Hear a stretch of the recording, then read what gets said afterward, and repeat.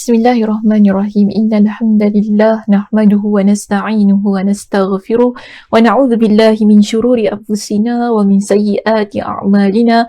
Man yahdihillahu fala mudilla lahu wa man yudlilhu fala hadiya lahu. Wa asyhadu an la ilaha illallah wahdahu la syarika lahu wa asyhadu anna Muhammadan 'abduhu wa rasuluhu. Amma ba'd.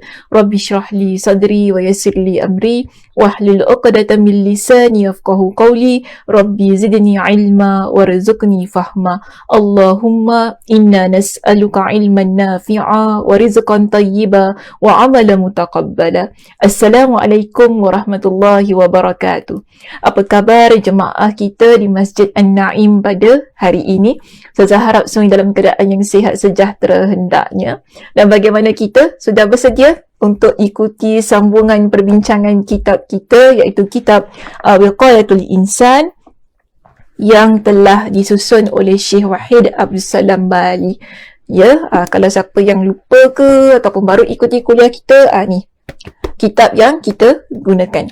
Okey, baik. Jadi pada hari ini kita masih lagi membincangkan tentang benteng ghaib. Kita akan masuk pada satu lagi topik ataupun bagi Saza lebih cantik subtopik pada satu perbincangan yang dikemukakan berkenaan dengan membenteng rumah.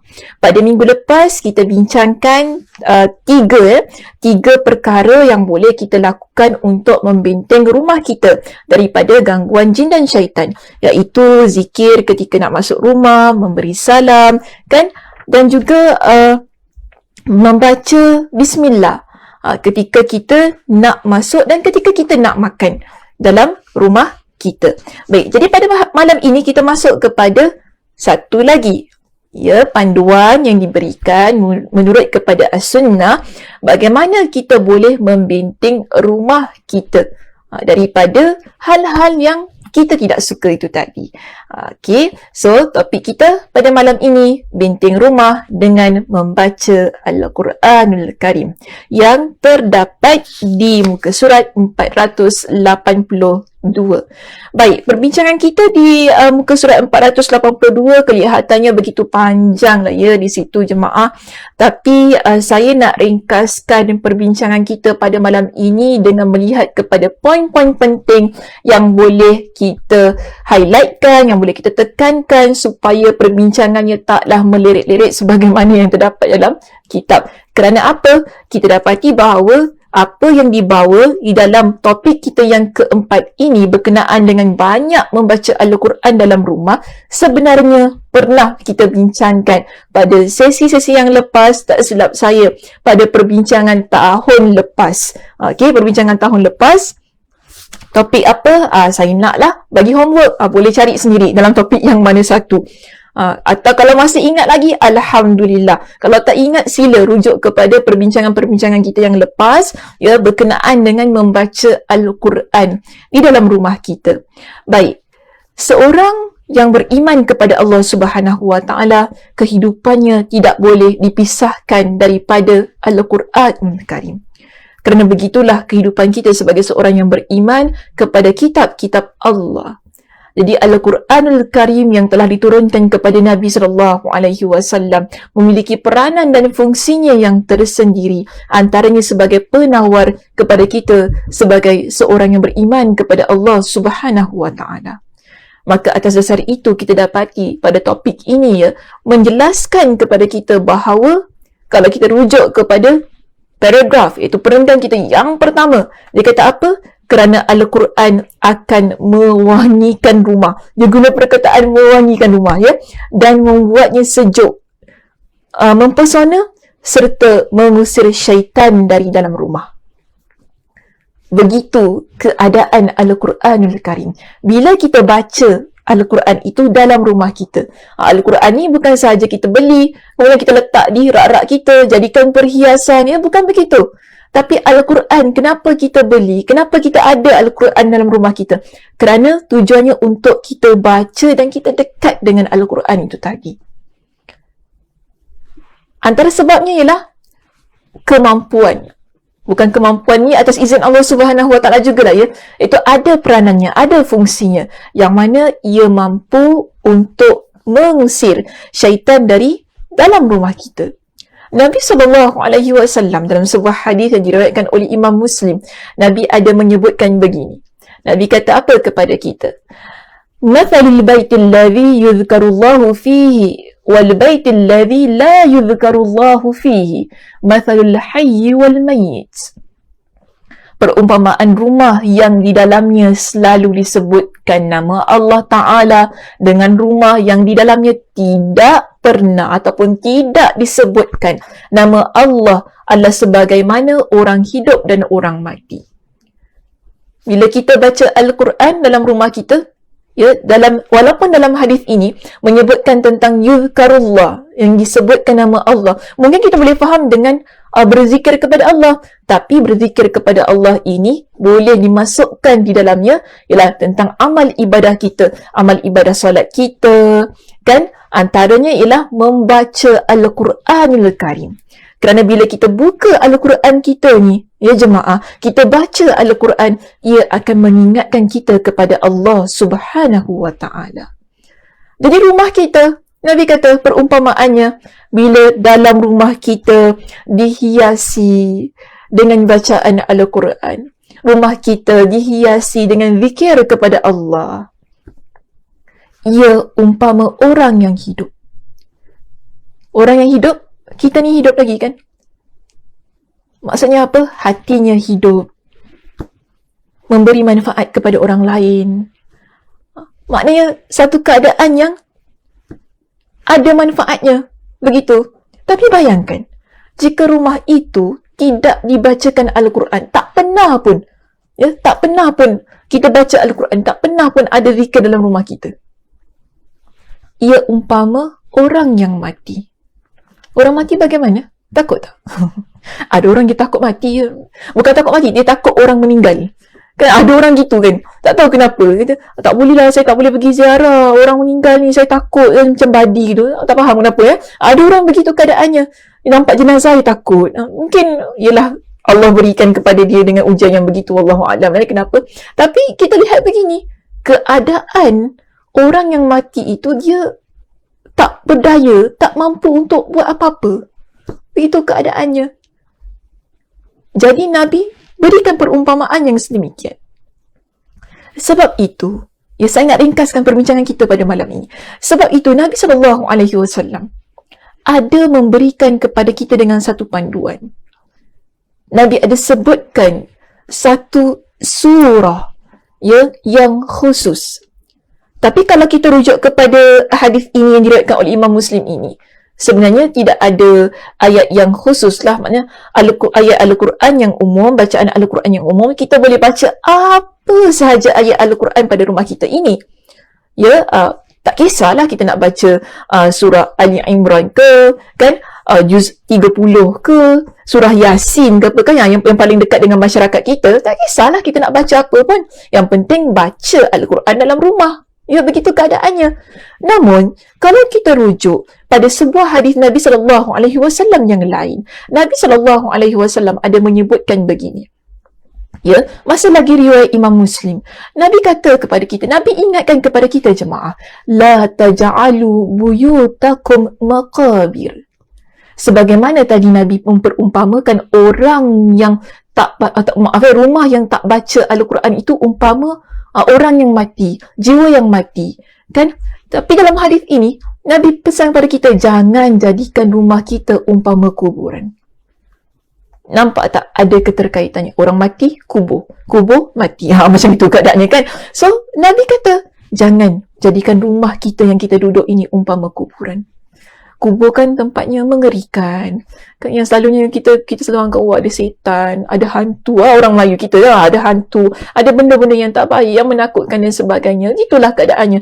Nabi kata jangan jadikan rumah kita seperti keadaan yang sedemikian. Lalu, Nabi berikan panduan kepada kita. Nabi kata apa dalam hadis ini? Inna syaitan yanfiru minal bait.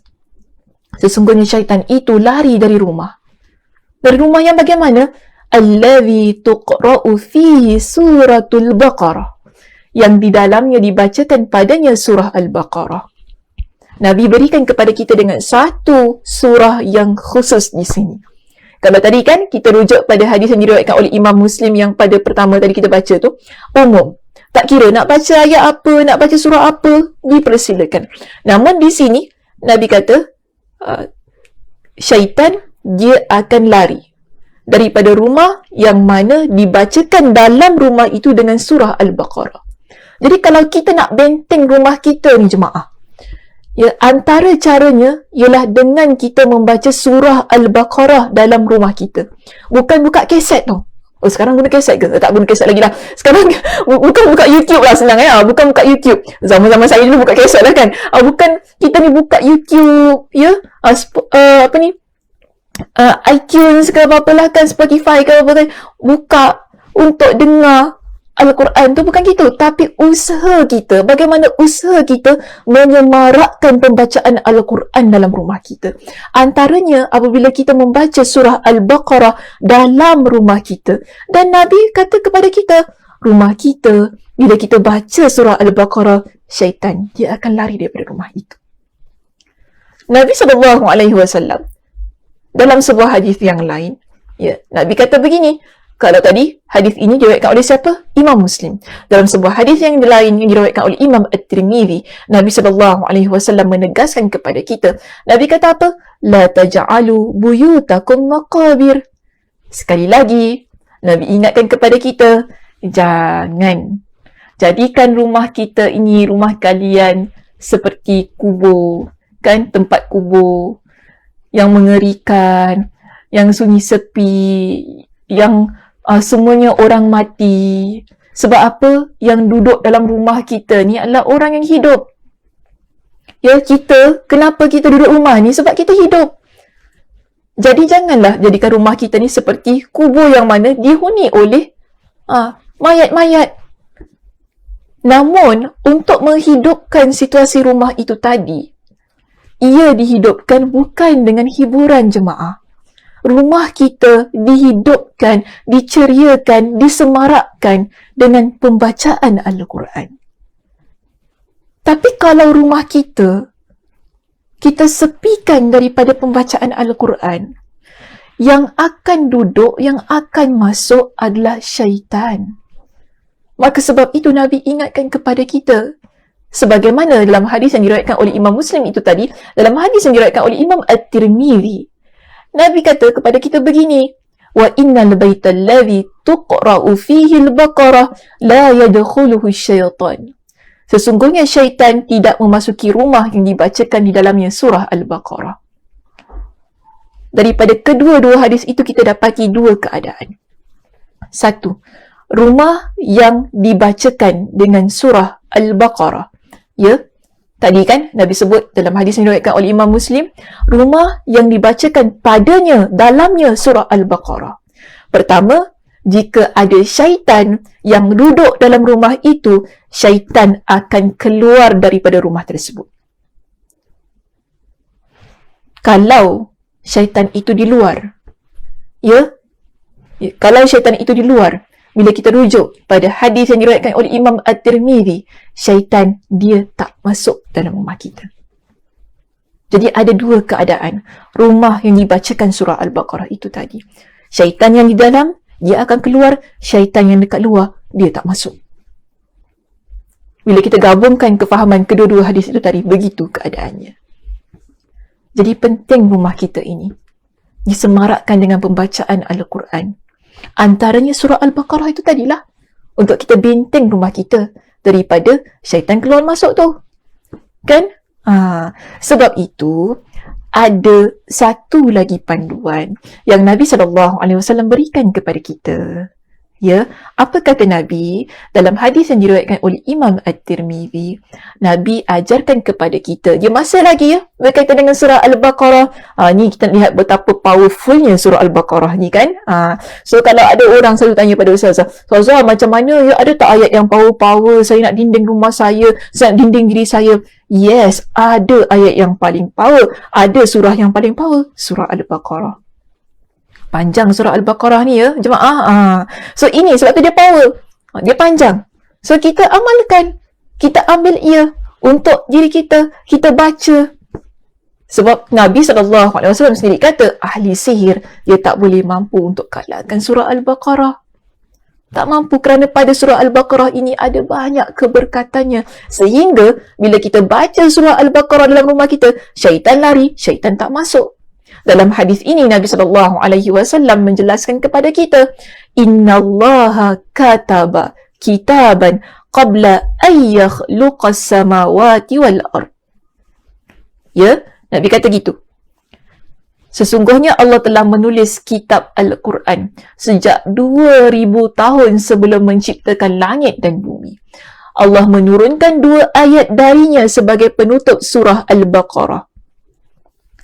Ya, Allah turunkan 2 ayat yang terakhir, 2 ayat yang terakhir dalam surah Al-Baqarah.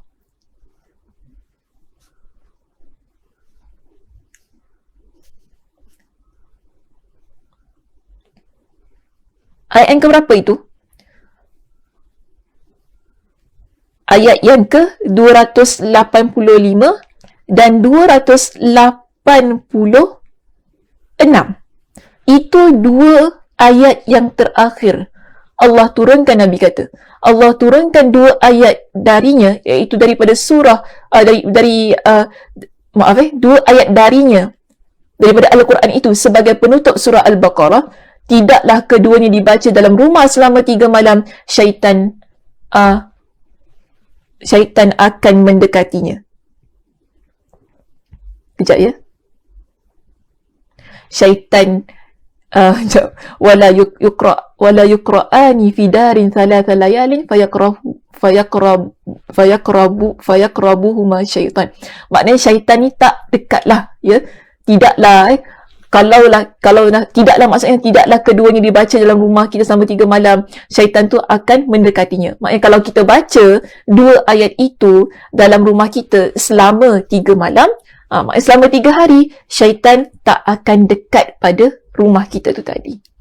2 ayat yang terakhir dalam surah Al-Baqarah, iaitu yang menutupi surah Al-Baqarah. Ayat yang keberapa? 285 hingga 286. Biasalah kita baca kan amanah Rasul kan. Orang kata, oh baca ayat amanah Rasul. Itulah ayatnya. Dan nanti boleh rujuk ya jemaah dalam Al-Quran surah Al-Baqarah ayat 285 hingga 286. Jadi ada 3 keadaan tadi kan. 1, keseluruhan surah Al-Baqarah bila kita baca, syaitan akan keluar. Bila kita baca, syaitan tak akan masuk keseluruhan. Tapi kalau 2 yang terakhir itu, bila kita baca, syaitan tak dekat. Begitu keadaannya Nabi SAW sebut. Selama 3 malam, selama 3 hari kita baca dalam rumah kita. Dan kita dapati bahawa keadaan ini, maknanya bila Nabi kata 3 malam tu, 3 hari tu kan, maknanya dia mesti continuously lah, berterusan konsisten dalam pembacaan Al-Quran. Kalau kita kata kita tak mampu nak habiskan keseluruhan surah Al-Baqarah itu, sikit-sikit pun jadilah kan. Yang penting ya, yang Ustazah nak highlightkan dalam perbincangan kita pada malam ini, bagaimana kita ni sebagai seorang Muslim mempraktikkan pembacaan Al-Quran dalam rumah kita. Rumah kita lebih banyak ya bukan dibisingkan, lebih banyak dihiasi, lebih banyak diperdengarkan dengan bacaan Al-Quran. Yang terbaik ialah kita sendiri yang baca. Begitu keadaannya. Kan, bukan buka tu kan. Tapi kalau kita rasa mungkin antara kita yang nak masak, ada antara kita yang nak buat pekerjaan sambil-sambil itu kan, nak buka bacaan Al-Quran, boleh juga terbaik. Itu lebih baik bagi Ustazah. Ya, agar rumah kita tu tak sunyi lah daripada pembacaan Al-Quran. Sebagai antara cara untuk kita membenting rumah kita daripada apa tadi? Dimasuki oleh syaitan, didekati oleh syaitan, dan kalau dia di luar, dia tak masuk rumah kita. Jadi begitu. Okey, baik, itu saja perbincangan kita untuk malam ini. Mudah-mudahan ada manfaatnya untuk kita semua. Yang penting motivasinya untuk membaca Al-Quran setiap hari, setiap masa, dalam apa jua keadaan. Ya, baik. Jadi saya tutup kuliah kita pada malam ini dengan tasbih kafarah. Subhanakallahumma wa bihamdika asyhadu an la ilaha illa anta astaghfiruka wa atubu ilaik. Assalamualaikum warahmatullahi wabarakatuh.